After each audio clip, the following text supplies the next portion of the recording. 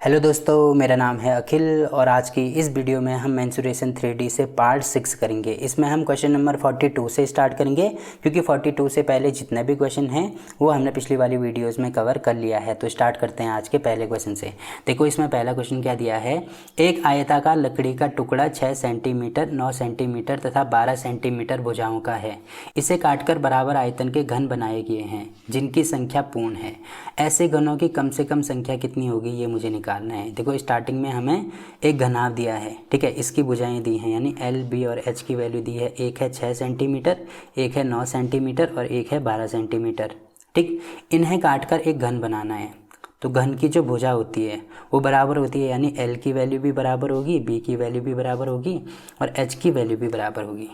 तो अब देखो मैं इसको कैसे सॉल्व करूँगा। देखो मैं इसको लिख सकता हूँ 3 × 2, इसको लिख सकता हूँ 3 × 3 और इसको लिख सकता हूँ 4 × 3। तो क्योंकि मुझे घनाभ बनाना है, इनसे मिलाकर मुझे घनाभ बनाना है तो घनाभ की प्रत्येक भुजा बराबर होनी चाहिए। तो यानी यहाँ पे मुझे ऐसा नंबर देखना होगा जो यहाँ पे भी है, यहाँ पे भी है और यहाँ पे भी है। तो ऐसा कौन सा नंबर है, देखो 3 यहाँ पे भी है, यहाँ पे भी है और यहाँ पे भी है। इसका मतलब जो घन की भुजा आएगी, एक ही वैल्यू जो आएगी वो किसके बराबर आएगी, 3 के बराबर आएगी। ठीक है, तो घन की भुजा मैंने निकाल दी 3। अब देखो ऐसे कितने घन बनेंगे, तो यानी जो घनाभ का आयतन होगा, घनाभ का जो आयतन होगा वो घन के आयतन के बराबर होना चाहिए। और घन कितने बनेंगे हमें नहीं पता कितने बनेंगे, मान लीजिए n बनते हैं तो ये दोनों आपस में बराबर होंगे।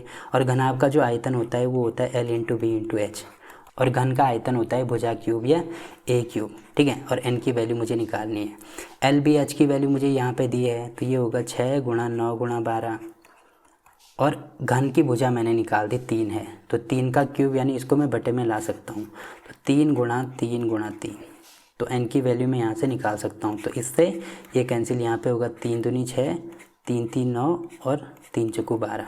तो 3 चौको 12 दूनी 24 यानी n की वैल्यू कितनी आएगी, 24। इसका मतलब कौन सा हमारा आंसर हो जाएगा, सी वाला हमारा आंसर होगा।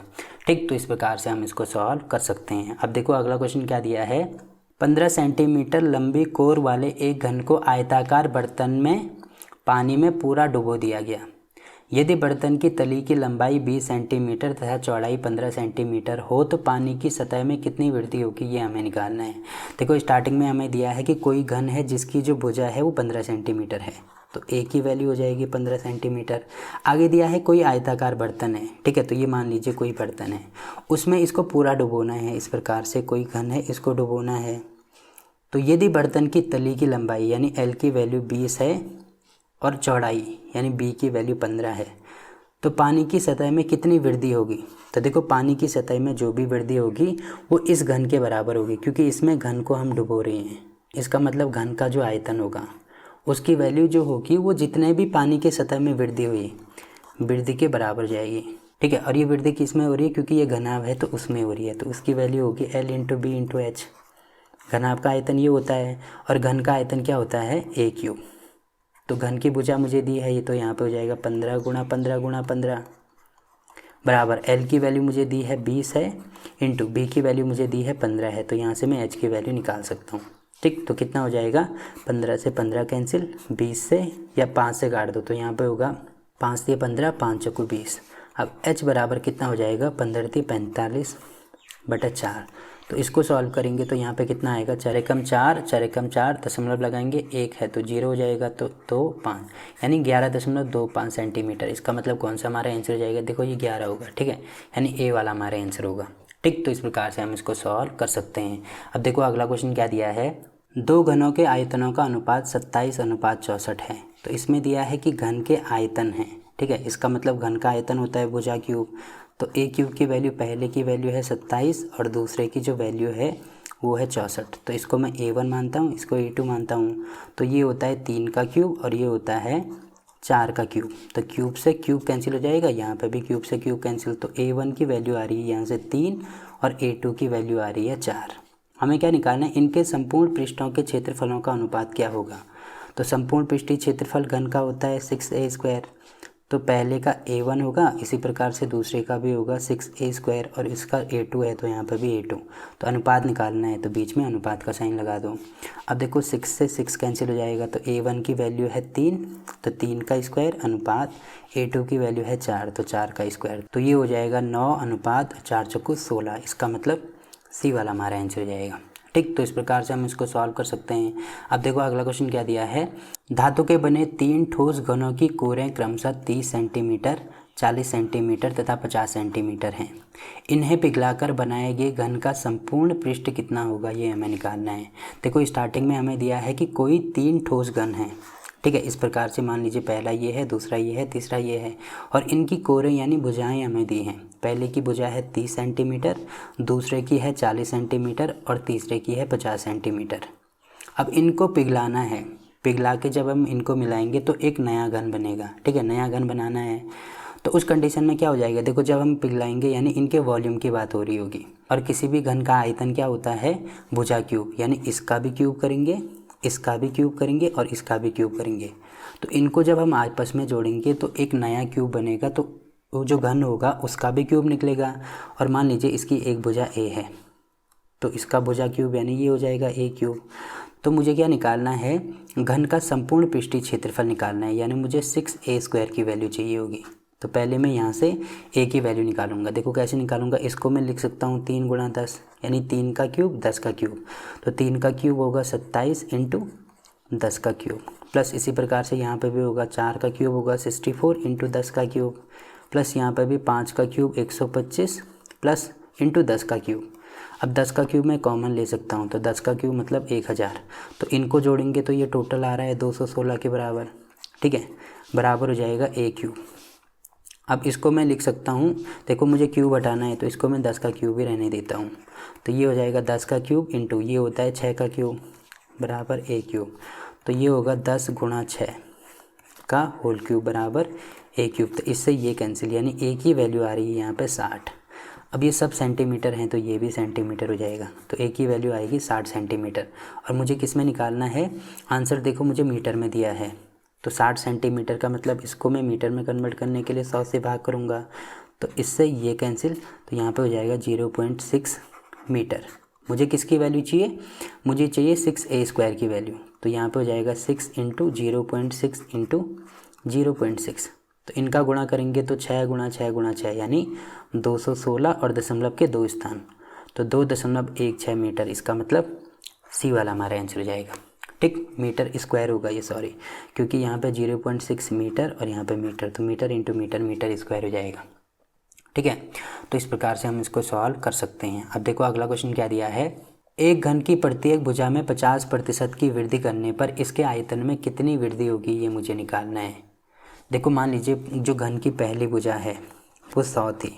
ठीक है, अब 50% की वृद्धि करनी है तो अब भुजा कितनी हो जाएगी, 100 से 150 हो जाएगी। तो अगर मैं इसका अनुपात निकालूं तो इससे ये कैंसिल हो जाएगा, फिर इसको काटेंगे तो ये 2 होगा, ये 3 होगा।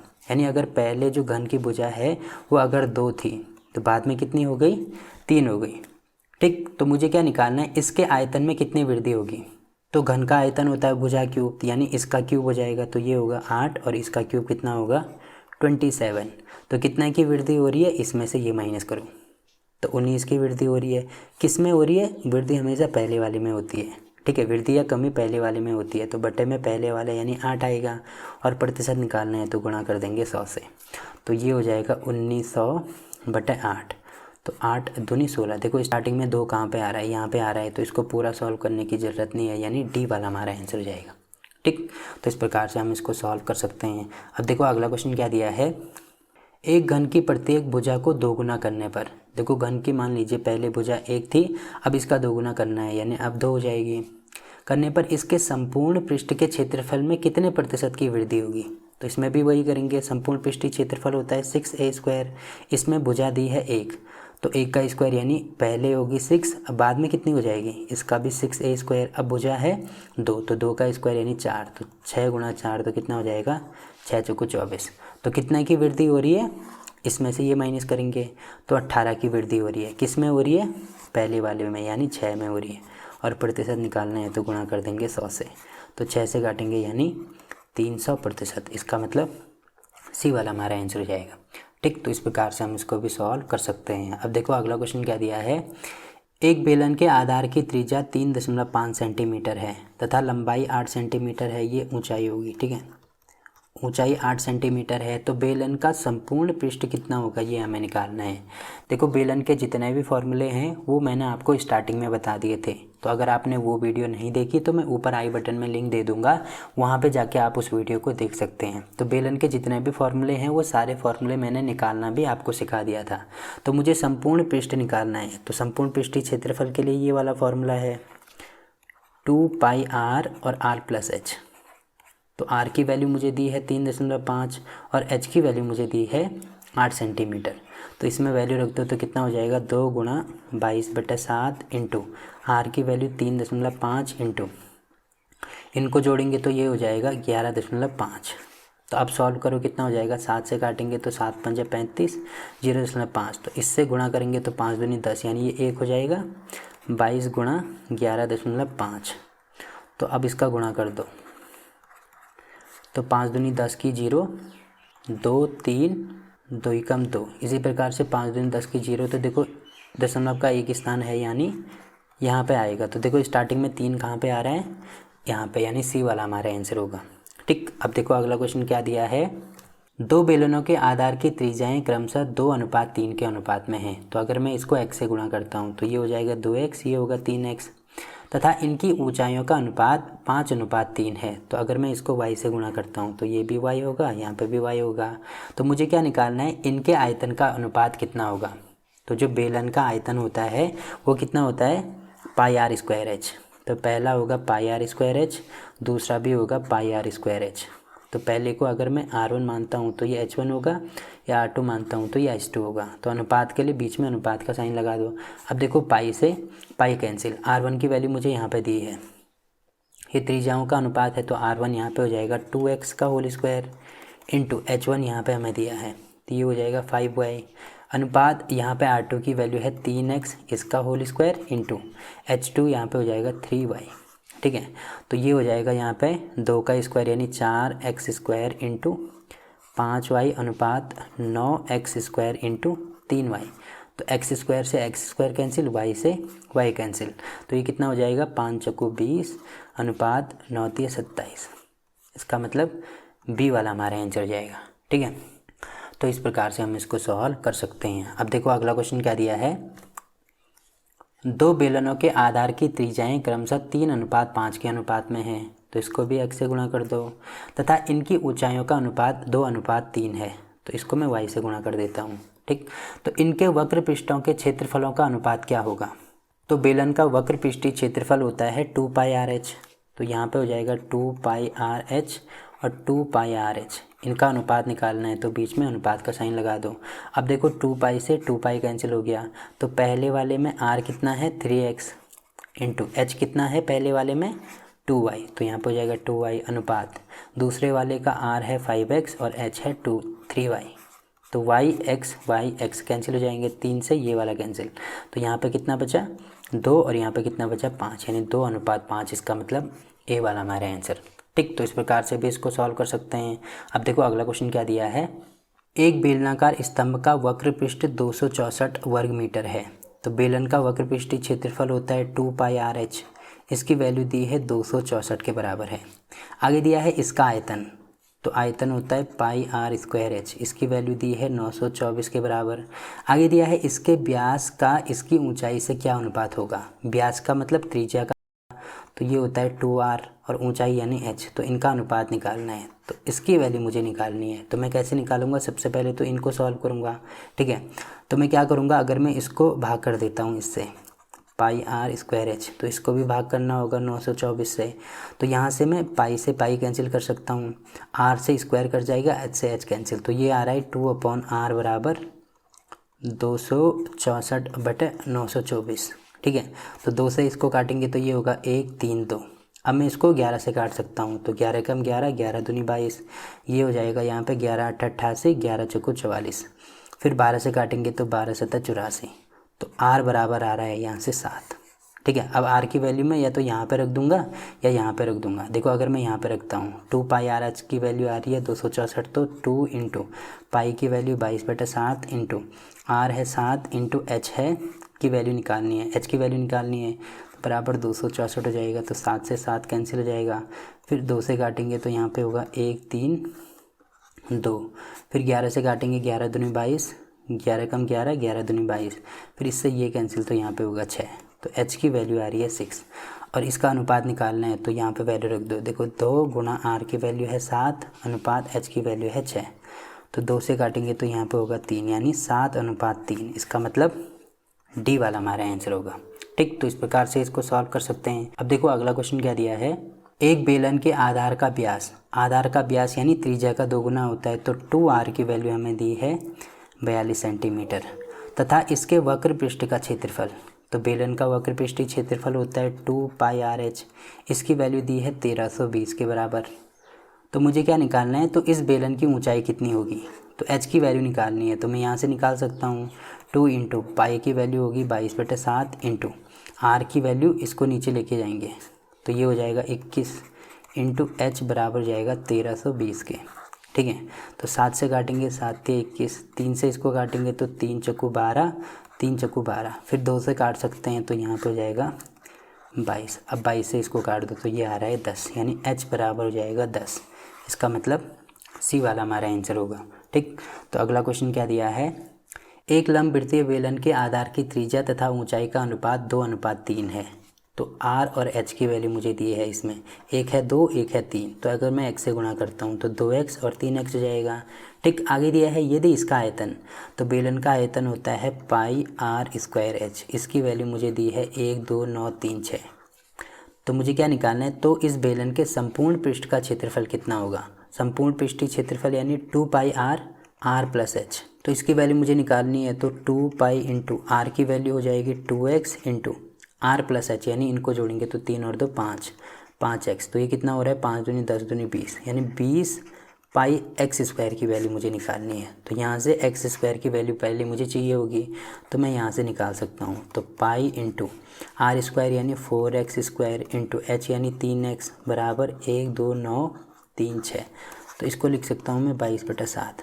अब देखो सबसे पहले तो मैं इसको 3 से काट सकता हूँ, तो 3 चक्कू 12, 3 3 9, 3 कम 3, 3 दूनी 6, फिर मैं इसको 4 से काट सकता हूँ, तो 4 कम 4, भाग नहीं जाएगा 0, 7 चक्कू 28 और 8 चक्कू 32, फिर मैं इसको 11 से काट सकता हूँ, तो 11 नंबर 99 और 11 8 88, और यहाँ पे होगा 11 दूनी 22।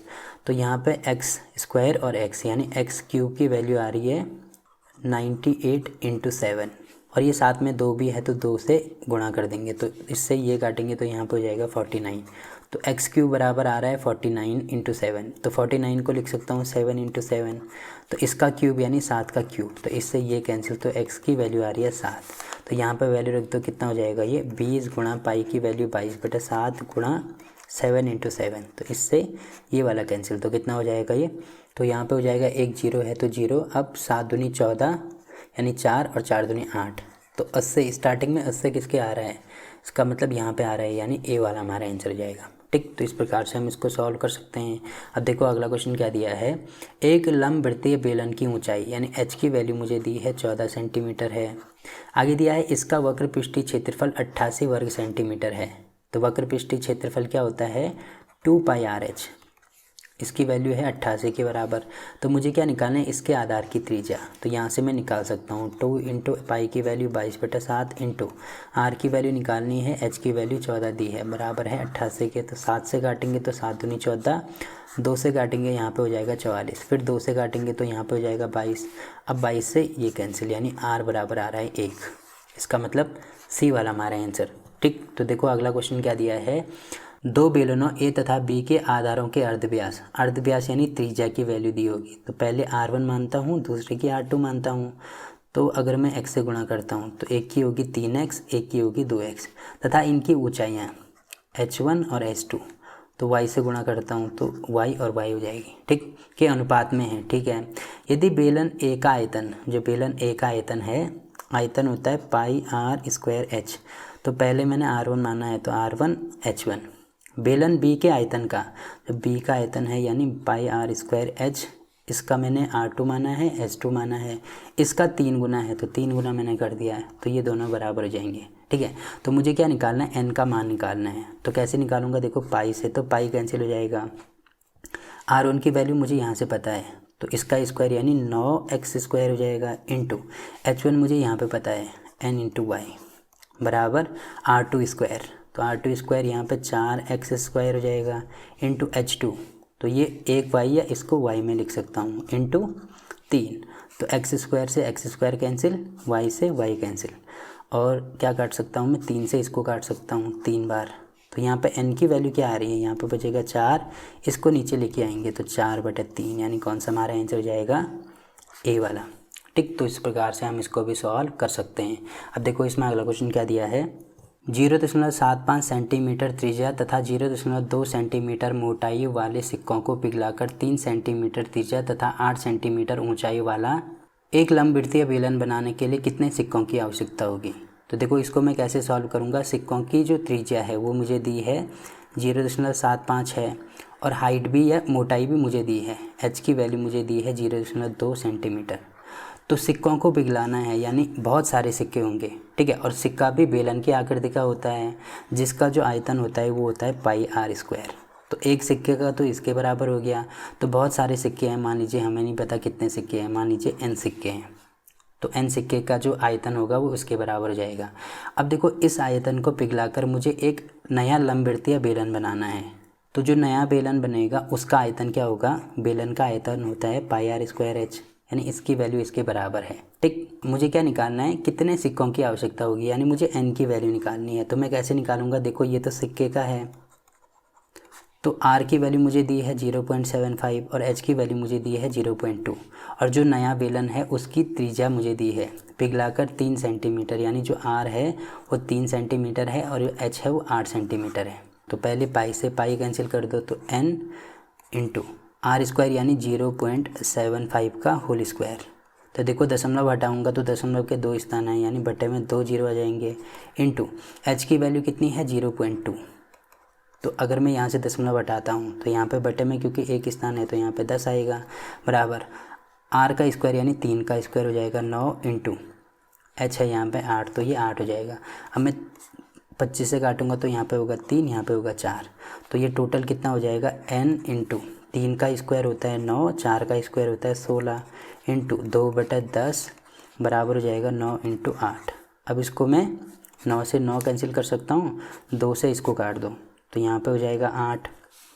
तो n की वैल्यू कितनी आ रही है, 8/64, और साथ में गुणा 10 भी है यानी 640, इसका मतलब ए वाला हमारा आंसर हो जाएगा। ठीक, तो इस प्रकार से हम इसको सॉल्व कर सकते हैं। अब देखो इसके जो बाकी के क्वेश्चन हैं वो हम अगली वीडियो में कवर करेंगे। तो वीडियो अच्छा लगा तो वीडियो को लाइक कीजिए, शेयर कीजिए अपने दोस्तों के साथ, और चैनल को सब्सक्राइब करना ना भूलें। तो मिलते हैं आपसे इसके अगले पार्ट में, तब तक के लिए बाय बाय।